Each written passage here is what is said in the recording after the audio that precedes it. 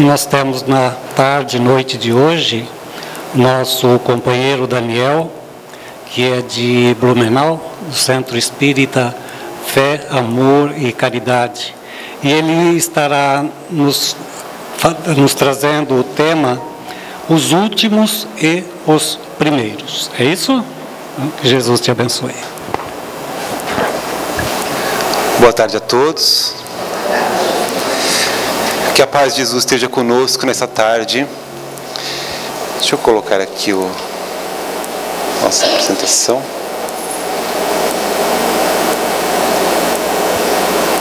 Últimos e primeiros. A passagem que fez a introdução, como nos diz os Espíritos, em O Livro dos Espíritos, que nada é por acaso, nos fala da vinha. Eu sou a vinha. A passagem que nós vamos trabalhar aqui hoje, nesta palestra, continua a falar da vinha. E fala sobre os trabalhadores que foram convidados a esta vinha, né? Jesus diz ali, naquele momento, aos apóstolos, que está na passagem lida ali, que ele é a vinha e que os apóstolos são os galhos verdes que estão na vinha, né? E mais tarde, nessa passagem mesmo, ele fala que sem mim vós não podeis fazer nada. Porque nós precisamos do nosso querido e amado Mestre Jesus para servir de modelo, para não nos perdermos nessa vinha. Mas essa passagem que eu trouxe hoje aqui especifica um pouco mais sobre isto. Jesus falava em parábolas, que era uma forma de fazer com que todos a sua época conseguissem entender a sua mensagem. Então nós vamos ver que ele se utilizava do que estivesse à sua volta. Se ele estava entre os pescadores, ele falava do mar, falava dos peixes. Se ele estava no vinhedo, falava da vinha, e assim por diante. E falava na linguagem daqueles que ali estavam ouvindo.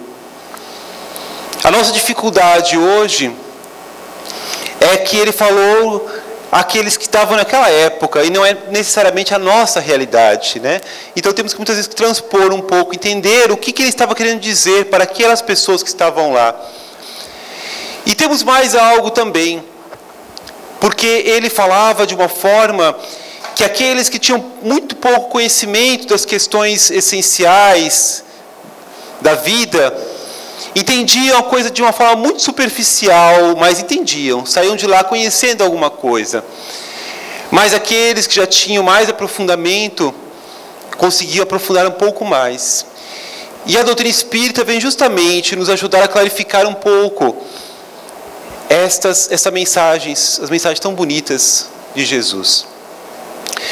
Nos diz a parábola que o reino dos céus, diz Jesus, é semelhante a um pai de família que saiu de madrugada a fim de assalariar trabalhadores para a sua vinha. Tendo convencionado com os trabalhadores que pagariam 1 denário a cada um por dia, mandou-os para a vinha. Bom, Jesus utilizava de parábolas, de figuras metafóricas, né, de figuras que tinham um outro sentido. Então, quando ele fala que o reino dos céus, primeiramente temos que entender o que é o reino dos céus. O que é o reino dos céus? Durante muito tempo, nosso entendimento ainda limitado, era de que o reino dos céus era um local, aonde após nós morrermos, nós iríamos. E lá haveriam anjos, e haveriam harpas, e nós ficaríamos tocando aquelas harpas eternamente, numa ociosidade, né, sem fim. Muitos chamam isso de céu, para muitos seria um inferno, né? Porque para quem é muito agitado, é terrível ficar pensar nisso. Imagina ficar num lugar parado, tocando uma harpa, né, somente, né? Alguns adoram música, né, outros já não têm tanta familiaridade com a questão da música. Então, notem, essa era a ideia do reino dos céus. Mas Jesus, em várias passagens, nos mostra que o reino dos céus que ele fala não é um lugar, não é um momento, que o reino dos céus é um estado de espírito, que o reino dos céus é um estado de plena felicidade, que nós podemos ter em qualquer lugar que estejamos. Pois então a pessoa pode estar num hospital visitando os doentes e estar no reino dos céus. Assim como ele pode estar em qualquer lugar, não importa onde seja, mas se ele estiver nessa vibração, ele está no reino dos céus. Então o reino dos céus não é um lugar que nós estaremos, é um lugar, é um estado de espírito que nós podemos um dia alcançar. Então ele fala que esse reino dos céus, esse estado de felicidade, se assemelha, e aí ele começa a contar como é que é chegar nesse reino dos céus. Como é que é o reino dos céus? E ele se assemelha com essa história aqui que eu vou contar. E aí ele fala que um pai de família saiu de madrugada. Bom, se nós estamos falando de reino dos céus, quem que é o pai de família? Né? Quem que é o pai no reino dos céus? É Deus. Né? Então quando ele fala que um pai de família saiu, ele falou, olha, o Senhor, Deus, saiu cedinho, a fim de assalariar trabalhadores para a sua vinha. Então Deus está sempre a chamar-nos a todo momento. E ele saiu cedinho. Tendo convencionado a estes trabalhadores que pagaria 1 denário por dia. 1 denário era uma moeda da época do Império Romano, muito comum, que normalmente era dada ao equivalente a um dia de trabalho. Era uma moeda comum àquela época ser dado isso. Não era nem uma fortuna, também não era tão pouco. Era um valor que a pessoa ganhava normalmente quando trabalhava um dia. Então ele combinou que era justo, que os trabalhadores trabalhariam na vinha e ele pagaria 1 denário por dia. E, encontrando esses trabalhadores, mandou eles para a vinha. E lá foram os trabalhadores trabalhar felizes. Bom, saiu de novo a 3ª hora do dia. E vendo outros que se conservavam na praça sem fazer coisa alguma, disse-lhes: Ide vós outros para a minha vinha, e vos pagarei o que for razoável. Bom, aqui temos algumas coisas interessantes. Primeira, o que é a 3ª hora do dia, né? Será que ele saiu 3 da manhã? Não foi 3 da manhã. Aqueles aqui que já trabalharam, ou conhece alguém que trabalhou no campo, né, que acordava, que não tinha nem relógio há um tempo atrás, a pessoa acordava, e qual que era a primeira hora do dia? Era que o sol nascia, né? E é assim que naquela época também eles entendiam. Quando o sol nascia, começava o dia. Então a primeira hora passou 1 hora depois que o sol nasceu. 2ª hora, 3ª hora. Então vamos imaginar que o sol nascesse em volta das 6 da manhã, estaríamos aqui umas 9 da manhã, né? E algumas pessoas estavam na praça. E aí Jesus, então, Senhor, que representa Deus, pergunta para eles: por que eles estavam ali sem fazer nada? Então, nós começa aqui uma coisa interessante. Os primeiros lá, ele só chamou para trabalhar. Esse aqui não. Ele faz uma pergunta. Ele pergunta: por que estáis aí sem fazer nada?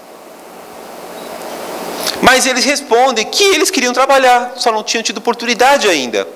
E aí então ele fala: venha trabalhar na minha vinha. E diz que vai pagar o que for razoável. Note que ele não promete pagar a estes trabalhadores 1 denário por dia.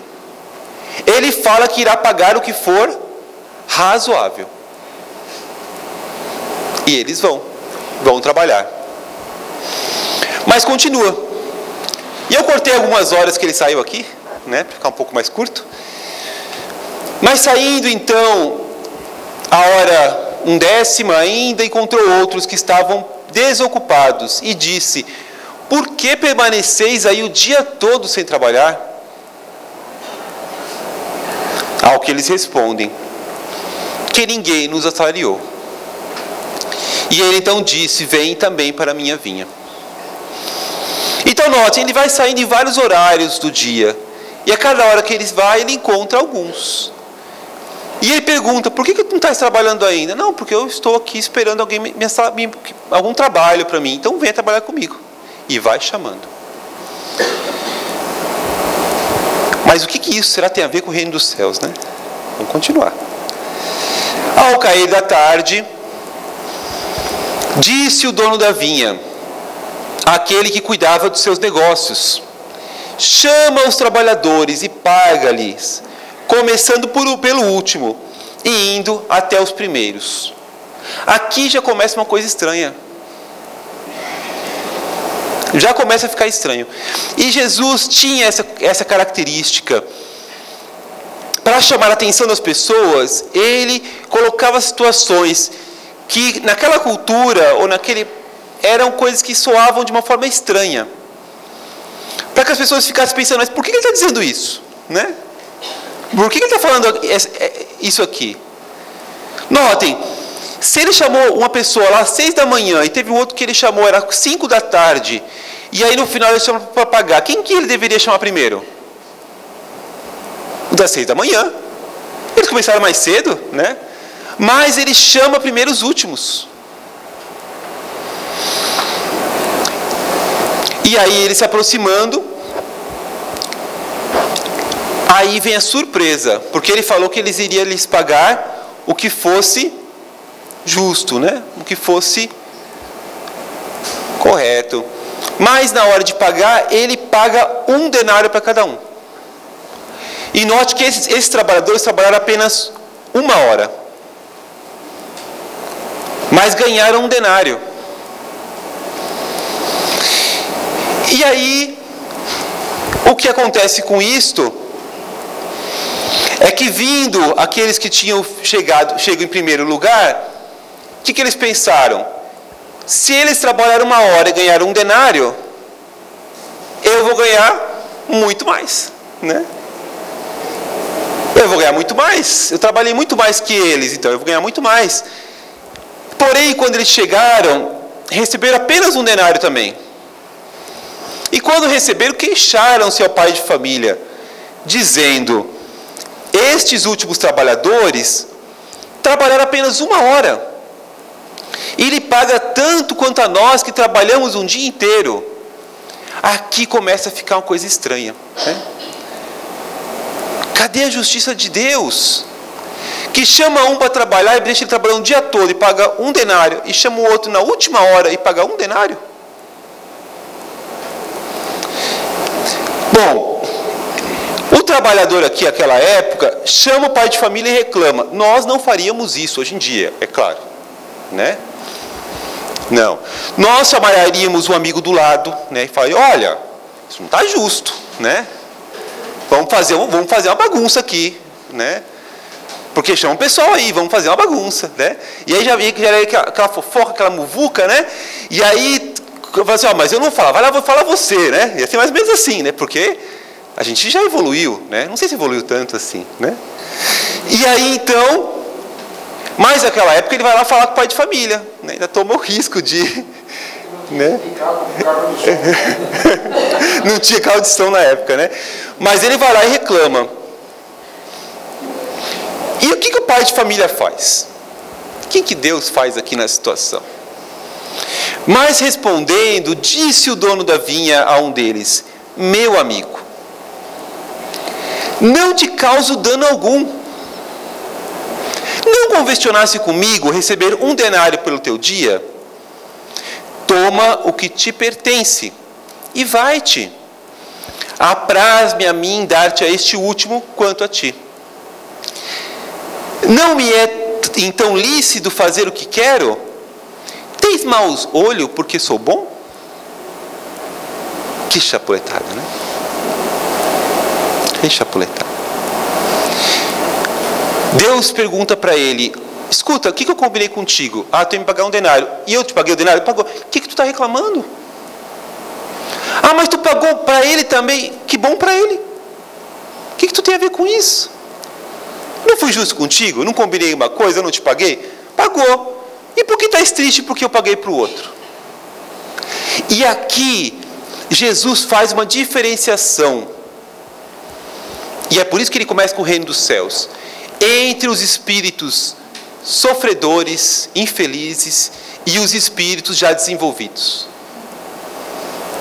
Porque quando nós vemos um espírito já evoluído, já desenvolvido, e ele vê um irmão que recebe alguma coisa, ele não se pergunta se aquilo é justo ou injusto e se compara com aquela pessoa.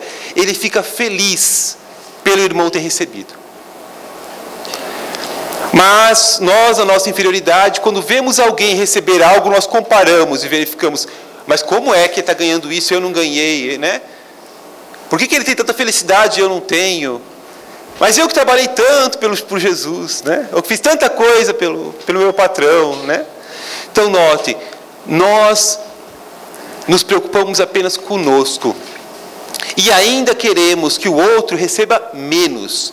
Porque o que estava em jogo aqui não é ele ganhar mais, porque ele ganhou o que era combinado, não tinha por que ele ganhar mais.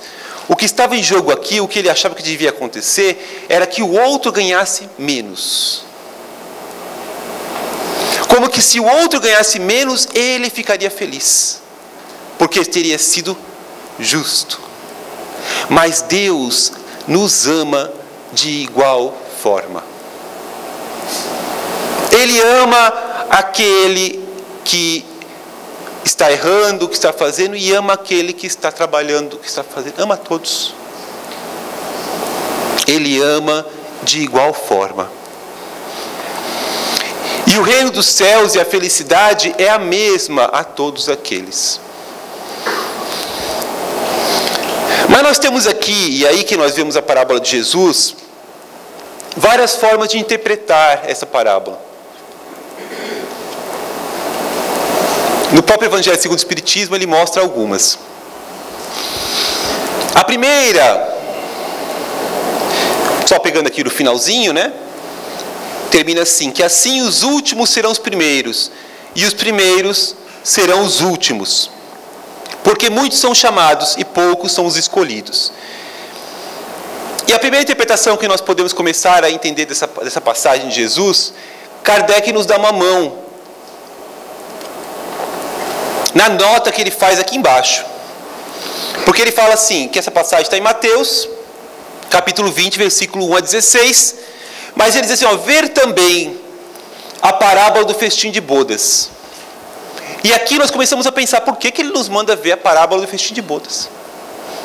O que tem a ver esta passagem dos trabalhadores da última hora na vinha com a parábola do festim de bodas? Vamos lembrar qual que é a parábola do festim de bodas. Na parábola do festim de bodas, nós temos uma grande festa. Nós temos um casamento, uma bodas. E aí então o Senhor, que também Deus naquela parábola, chama as pessoas mais importantes, as pessoas que eram mais reconhecidas, os nobres, para que viessem no casamento, na festa. Só que estes não aceitam o convite. E aí é curioso, né? Eles não aceitam o convite. E ao contrário, eles matam os servos que vão lá convidar para o casamento. E aí então, o Senhor, abreviando a passagem, resolve chamar a todos que estão em todos os lugares, independente de quem seja, e traz todos estes para a festa. E ao chegar na festa, uma pessoa, um dos convidados, não está vestido adequadamente. E aí então ele retira aquele da festa e diz que vai ter ranger de dentes, né? Mas o que temos a ver? Primeiro que uma é uma festa, o outro que é um trabalho, né? Bom, uma diferenciação a gente já sabe, né? Que quando a gente convida para uma festa, todo mundo vem. Né? Convidar para trabalhar só vem quem está precisando muito do dinheiro, né? Então já começamos uma diferenciação, né? E por mais estranho que seja, o pessoal vem trabalhar aqui, mas não vem para a festa, né? O que é muito estranho. É muito estranho, né? Por que o pessoal da festa não vai e o pessoal vai para trabalhar? Então notem, quando ele coloca a passagem do festim de bodas, ele está falando, na verdade, dos fariseus à época, né? Porque os fariseus eram as pessoas que detinham maior conhecimento na questão da religião, à época de Jesus. Eram as pessoas que eram mais letradas, que viviam, que conheciam profundamente as Escrituras e tudo mais. Porém, Jesus em vários momentos cita e mostra que eles não viviam aquelas palavras.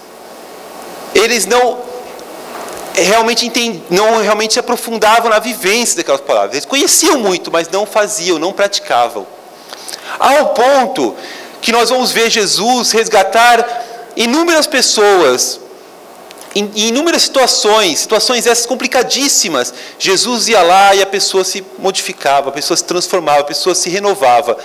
Mas vamos ver nas passagens da Bíblia pouquíssimos relatos de fariseus que tenham se modificado. Existem, mas são poucos. Porque os fariseus, eles já se achavam muito bem resolvidos. Então lá na parábola do festim de bodas, ele diz que os fariseus foram convidados para a festa do reino dos céus, a festa da felicidade. Mas estes não aceitaram ir. Embora tivessem todas as condições de estar lá, mas não aceitaram ir. E aí então Jesus vai e chama todas as pessoas, né? Porque o Senhor está chamando. E aqui nós temos algo parecido, porque na interpretação daqueles que estavam ali, quem já estava entre eles mais tempo em contato com Deus? Também eram fariseus. Esses, naquela visão ali, seriam os trabalhadores que já estavam desde a primeira hora trabalhando. E por isso se achavam no direito de receber mais.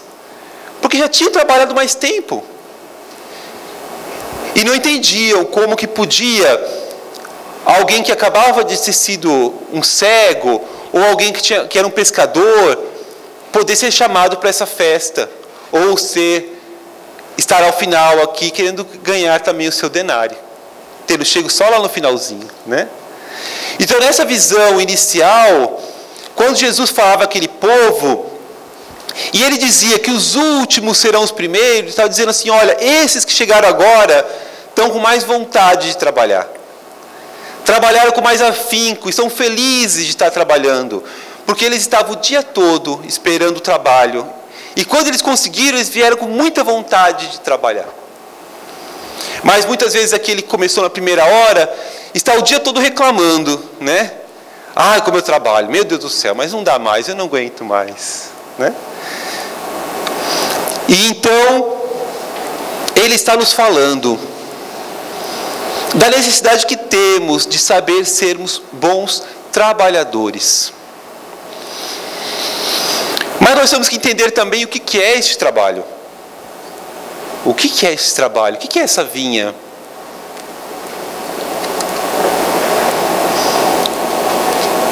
Porque podemos pensar no primeiro momento que quando Jesus falava da vinha, estava falando apenas dos trabalhadores ou do trabalho no sentido mais apostólico, daqueles que iriam para a rua, queriam fazer o processo. Mas o ensinamento é muito mais amplo, porque todos nós temos a nossa vinha. Nós temos aquele terreno a ser arado, aquele lugar no nosso coração que ainda precisa ser trabalhado.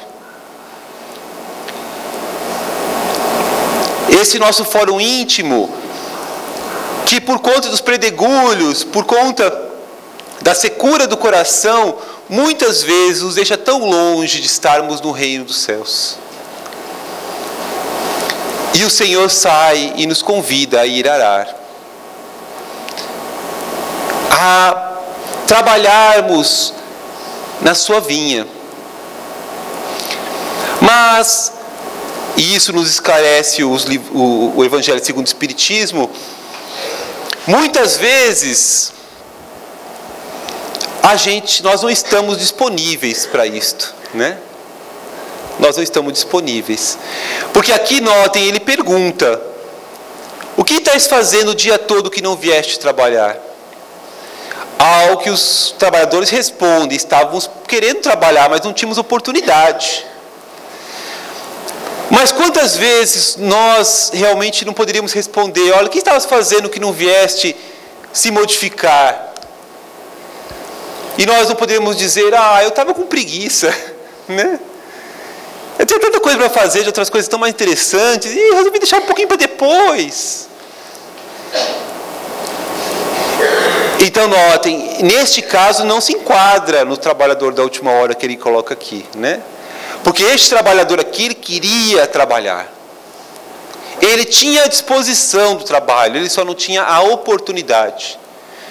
Notem que nas questões do espírito, mais importante muitas vezes do que o que nós fazemos é a nossa intenção.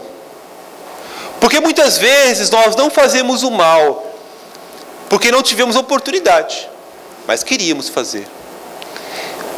E de outras vezes, como é o caso aqui, não conseguimos fazer o que gostaríamos, mas porque também não tivemos a oportunidade.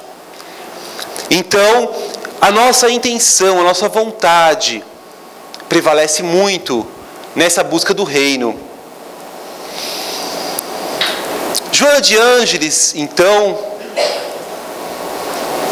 ela fala um pouco dessa visão, dessa passagem. E nos diz que a coragem de Jesus, né, no livro Jesus e Evangelho segundo a luz da psicologia profunda, né, pelo Divaldo Pereira Franco, ela nos diz que a coragem de Jesus é incomparável, porquanto diante da alucinação dos seus dias, formulou a parábola dos trabalhadores da última hora, enfrentando a presunção farisaica e o orgulho dos hebreus, que se consideravam privilegiados por Deus, face ao seu comportamento monoteísta, que acreditavam em um único Deus, e às inúmeras revelações que a raça foi instrumento.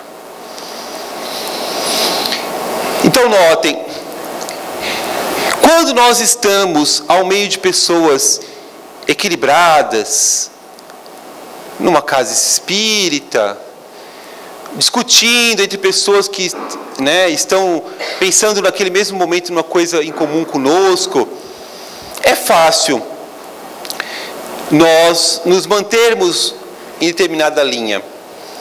Mas, quando nós estamos no mundo, em meio a pessoas diversas, e há uma experiência muito interessante nesse sentido. É uma experiência que uma pessoa entra numa sala e ela fala que vai participar de uma experiência, ela sabe, mas não sabe como é que é a experiência. E aí ele fala o seguinte: olha, vocês vão sentar aqui, vocês 4, e eu vou fazer perguntas, e vocês vão levantar e responder, né, qual é a resposta correta. E a pessoa vai participar da experiência. Só que ela não sabe que os outros 3 são atores, né? Que só ela está participando da experiência. E aí então, ele chega lá e fala: olha, qual é a cor desse teto? Né? E aí o primeiro responde: amarelo. E ela olha assim: mas como assim, né? Para mim ele é branco, mas tudo bem. E o segundo responde: amarelo, claro. E o terceiro responde: amarelo. E a pessoa fica... Está um pouco amarelado. Eu acho que amarelo é, né? Quem sabe é amarelo? Não está vendo direito, eu acho que Deixa eu dar uma limpadinha aqui no óculos, né? Deve ser amarelo. Né? E ele vai fazendo perguntas. E aí o que se vê é que nós, quando estamos no meio, nós tendemos a seguir o meio. Se todos estão falando algo, aquilo deve estar correto. E é isso que Joana de Ângeles coloca com relação a Jesus. Que mesmo estando nesse momento, onde a alucinação dominava, ele se mantinha com a posição. Será que nós conseguimos nos manter com os nossos valores espíritas quando nós estamos no mundo? Ou quando nós estamos lá no Facebook, todo mundo começa a falar alguma coisa, não, eu também quero que mata. Não, não. Né? Você dizer, eu acredito em Jesus, tal, né? Mata, não, eu também acho que tem que matar. Né? Então notem, quando nós estamos no meio, é difícil para nós nos mantermos nos nossos valores. Porque se todo mundo está falando, deve estar certo. Né? Se a maior parte dos comentários e os likes estão nesse sentido, deve ter razão. Mas os grandes homens da humanidade, eles tinham uma posição firme a respeito do que eles levavam à frente. E essa é a diferença daquele que já conquistou a verdadeira fé, a fé raciocinada, aquele que sabe qual é o correto e o que ele tem que fazer. Não importa onde ele esteja, ele continua firme em sua posição. Mas a nossa fé ainda é vacilante e nos posicionamos muito com relação ao que estão à nossa volta. Então, Joana de Ângeles nos fala disto. E ela fala aqui de outra coisa interessante, porque o povo hebreu, ele era o povo que naquela época acreditava no Deus único. E isso era um avanço muito grande. Era um povo que recebeu muita informação. Muita informação. Eles tinham todo o Antigo Testamento, que tem passagens que falam de coisas muito importantes. E, portanto, eles se sentiam privilegiados. E aí era o problema. Porque Deus não privilegia ninguém. E se nós recebemos em algum momento informações muito importantes acerca do que é correto e do que não é, acerca das coisas da vida, isso nos dá uma responsabilidade. Então há de nós espíritas pensarmos, tendo a visão de toda a doutrina espírita, sabendo de como as coisas acontecem, da nossa responsabilidade. Porque nós não podemos, como os fariseus, nos achar porque temos uma doutrina maravilhosa que nos revela as coisas como elas são, que nós somos privilegiados. Que nós vamos ao reino dos céus porque somos espíritas. Nós vamos ao reino dos céus se nós praticarmos o espiritismo. Esta é a nossa missão, é colocar esses ensinamentos maravilhosos em prática. Este é o trabalho que o Senhor nos chama na vinha dele. E não apenas de nós participarmos ou conhecermos profundamente quais são essas informações. Porque isso os fariseus faziam muito bem. Mas Jesus vai escolher os pescadores para levar o seu evangelho. Né? Então nos faz pensar de como nós estamos tratando com essa informação tão divina que recebemos hoje.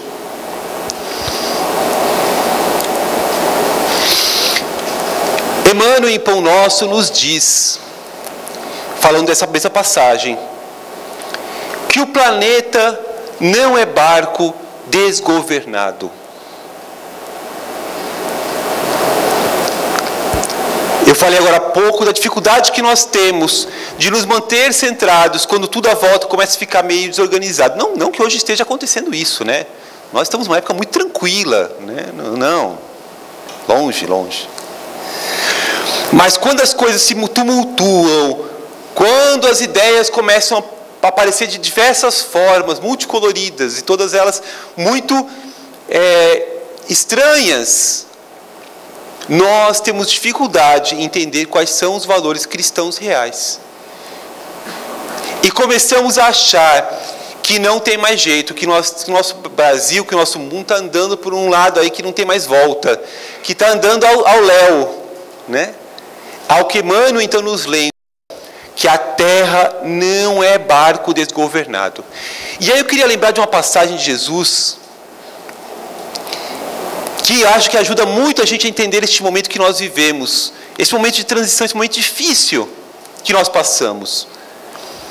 Jesus, após dar um dia inteiro de falando da Boa Nova, ele chama os apóstolos e fala assim, no final do dia, para eles reunirem os barcos, porque eles iriam atravessar o mar para voltar a casa.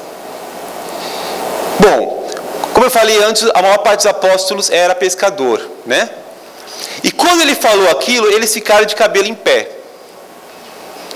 Porque eu venho de Blumenau, né?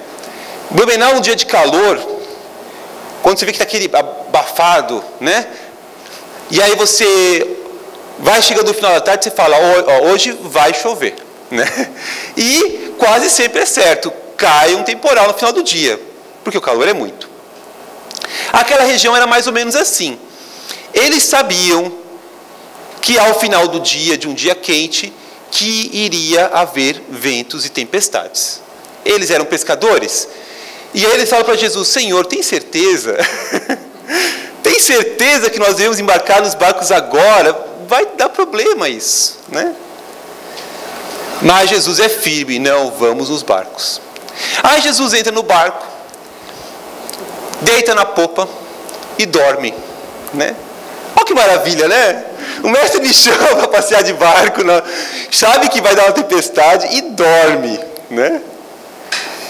E, dito e feito, vem a tempestade, os barcos começam a agitar, o mar começa a jogar água dentro do barco, e era um barquinho, né, gente? Vamos pensar, não era nem um transatlântico, né? Naquele barquinho de pesca, e aquele fuzuê todo, e todo mundo desesperado, agora a gente vai morrer, e está todo mundo gritando, né? E daqui a pouco Jesus, ele acorda e fala, por que estáis tão aflito, né? Que é isso, né, gente? Que é isso? Que é isso? Aí fala, Jesus, não vês o que está acontecendo, né? E aí Jesus levanta a mão e a tempestade para, ele faz e o mar se acalma.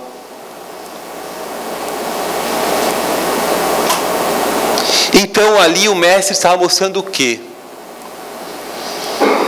Que daqui a pouco viria uma tempestade. Mas não essa tempestade física que ele mostrou ali, não.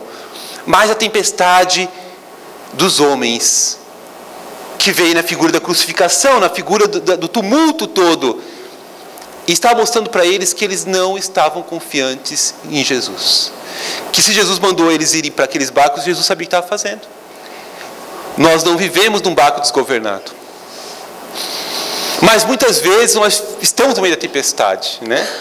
Mas temos que confiar que Jesus está guiando, que esse processo todo tem um sentido para nós chegarmos aonde nós precisamos. E aquela mensagem ainda hoje vibra quando o nosso barco fica assim, né? No meio dessa turbulência toda. Nas turbulências da vida, nós temos que lembrar que Jesus está ao nosso lado. Que o Mestre está no comando e que, portanto, isso não nos dá o direito de fazermos nada, mas de nós ficarmos firmes na luta, sabendo que logo a tempestade irá passar e que nós, com certeza, como espíritos imortais que somos, sobreviveremos a tudo.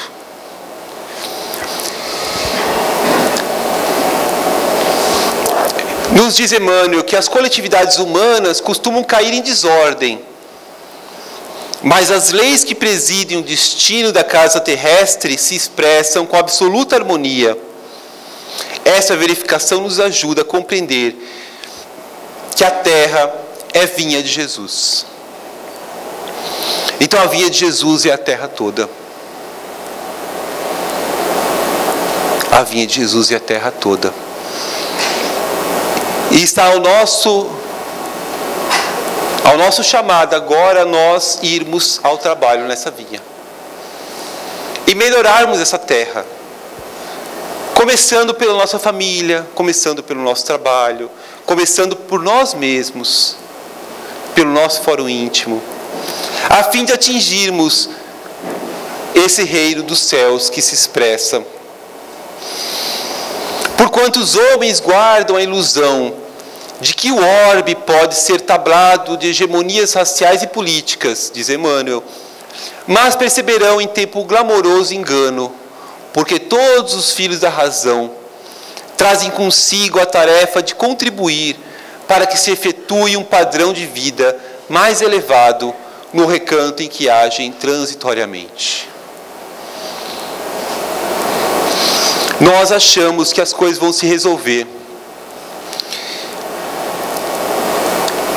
de forma violenta, que as coisas vão se resolver de forma impositiva, porque alguém ou alguma classe social vai dar um jeito nas coisas, né? Mas a verdade é que Jesus nos mostra que a mudança parte de nós. E se nós quisermos pensar em alguém que veio à Terra, lógico, após Jesus, porque Jesus é modelo para tudo, vamos pensar um pouquinho depois, que nos mostra como que as coisas podem ser transformadas somente pelo amor e pela paz. Pensemos então em Gandhi, por exemplo, que conseguiu libertar todo um povo apenas com amor e com a paz. Então a gente fala, não, mas para resolver isso a gente tem, né? Nós brasileiros pensamos às vezes, né? Porque às vezes dá a sensação mesmo que para resolver alguma coisa a gente tem que brigar um pouco, tem que gritar um pouco, tem que espernear um pouco, né? Senão não dá jeito, né? Senão não dá jeito. Mas aí vem Gandhi e nos mostra que não é bem assim. Ele exemplifica para nós que a transformação pode acontecer sim de forma pacífica, mais forte. Porque nós temos a questão de que a força vem com a raiva e com a ira. Mas nós temos que pensar que a força pode vir com amor.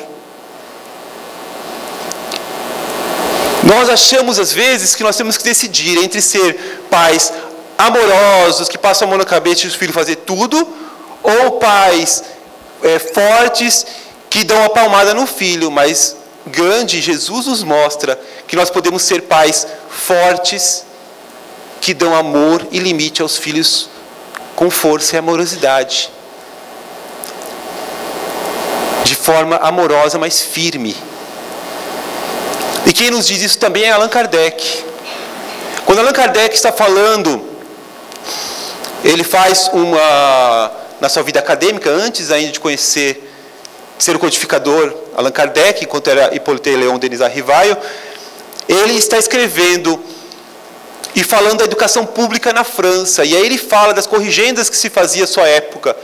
E ele fala lá que o amor firme, a conversa, tem um poder muito maior de educar e de corrigir as almas. Este é o propósito de Jesus.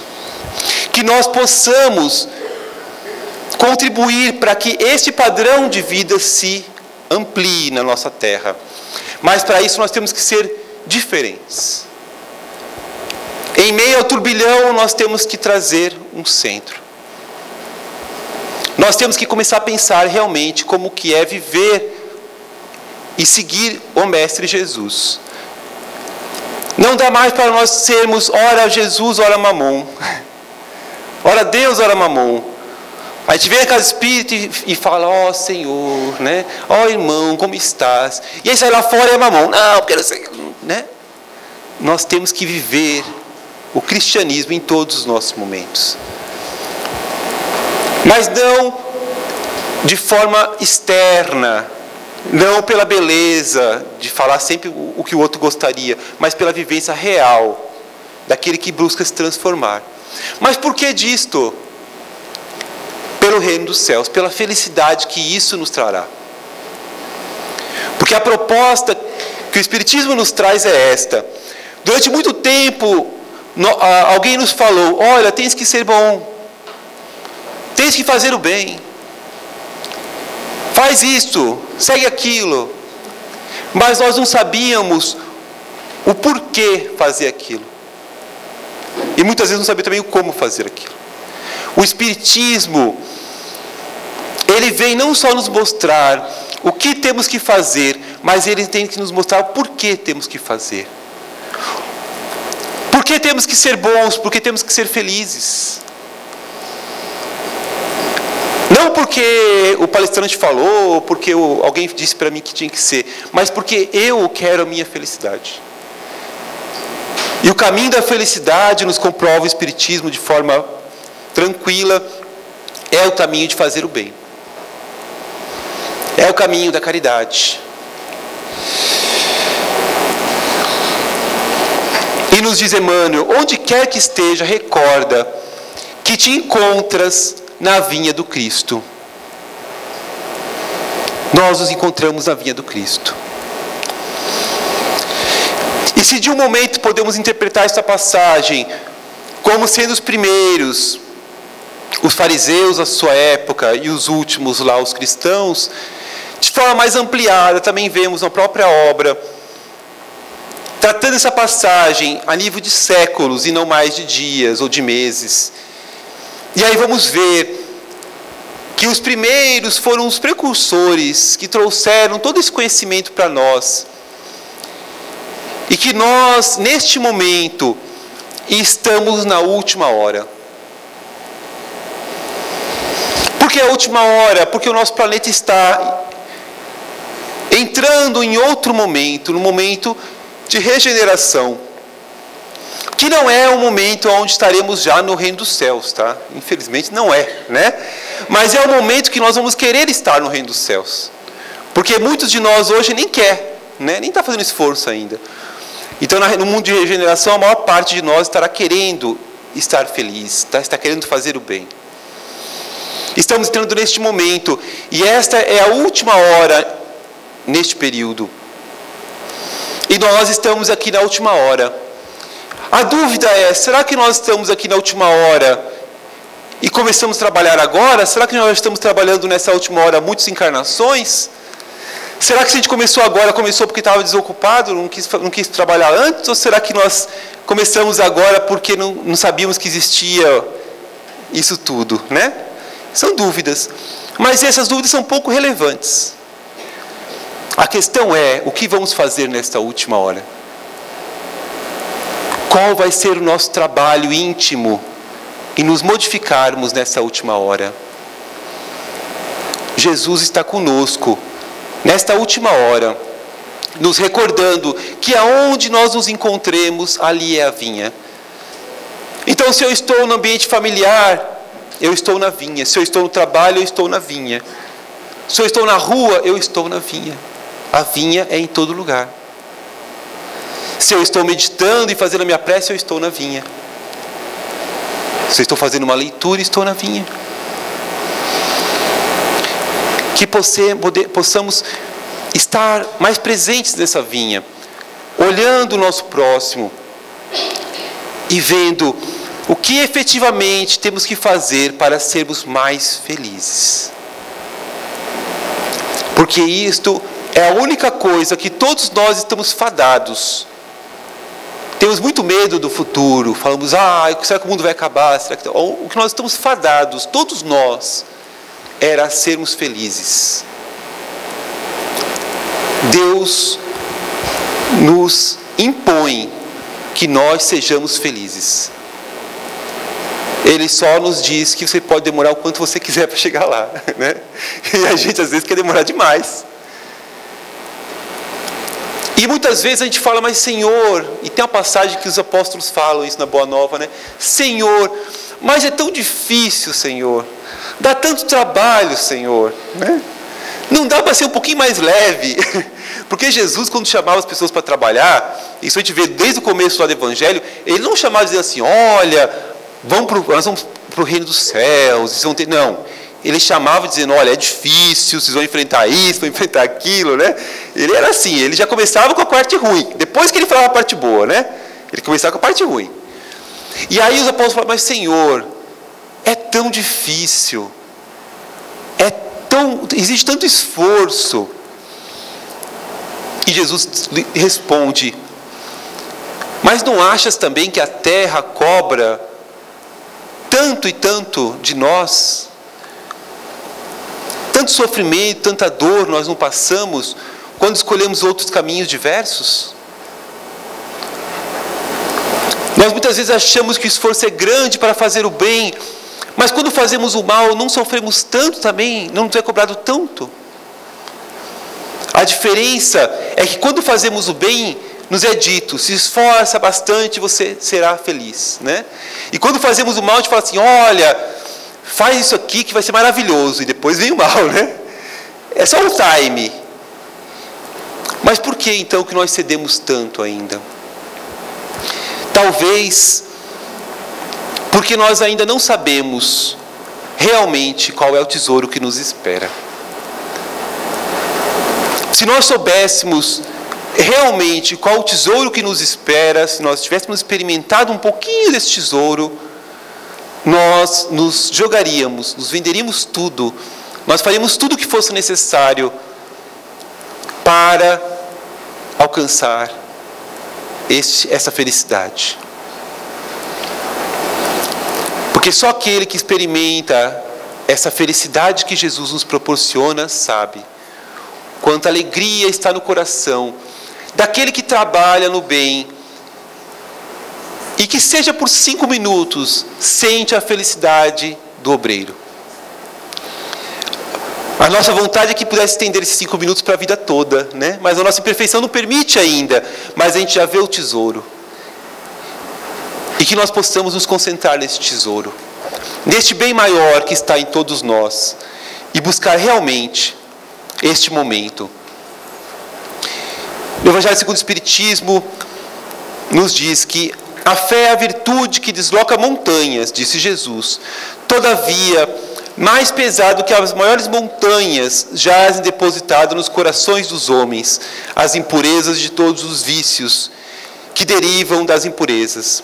Parti então, cheios de coragem, para remover essas montanhas de iniquidades que as futuras gerações só deverão conhecer como lendas, do mesmo modo que vós, que só tem muito imperfeitamente, conheceis os tempos que antecedem a civilização pagã. Então as impurezas, né? Se eu tiveres a fé do tamanho de um grão de mostarda, dizereis aquela montanha, saia daqui e vá para lá, e ela iria. Mas as maiores montanhas jazem nos corações humanos. São as nossas imperfeições. A nossa vinha maior é a nossa vinha do coração. Que possamos trabalhar nessa vinha para que remover o que ele chama de iniquidades, as desigualdades que nós temos em nosso mundo. Aonde vemos uma pessoa de um jeito e outra de outra forma. Quando conseguimos ver todos como irmãos e praticar a benevolência para com todos, a indulgência e o perdão, estaremos neste reino que nos apresenta a parábola. Arme-se a vossa falange de decisão e coragem, mãos à obra, o arado está pronto, a terra espera, arai. Ditoso ágil que dito aos seus irmãos, trabalhemos juntos, unamos nossos esforços, a fim que o Senhor, ao chegar, encontre acabada a obra. Porquanto o Senhor lhes dirá: vinde a mim, vós que sois bons servidores, vós que soubestes impor o silêncio ao vosso ciúmes e à vossa discórdia, a fim de que daí não vieste dano à obra.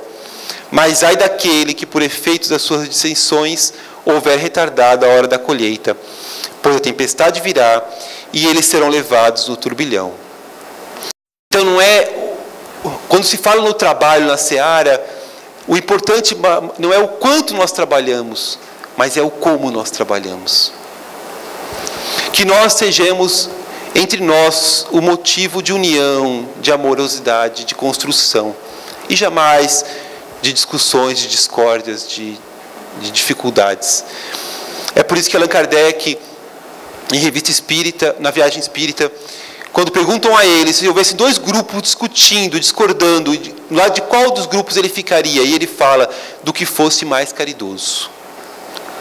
A caridade é a chave para tudo, inclusive para as nossas relações humanas.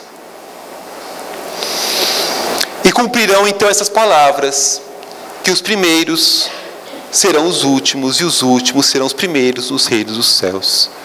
Trabalhemos firmemente nessa última hora em nossos corações, para alcançarmos essa felicidade que está a nos esperar. Que a paz do Senhor esteja conosco nessa tarde, que possamos todos seguir nossa semana com muita luz. Muito obrigado.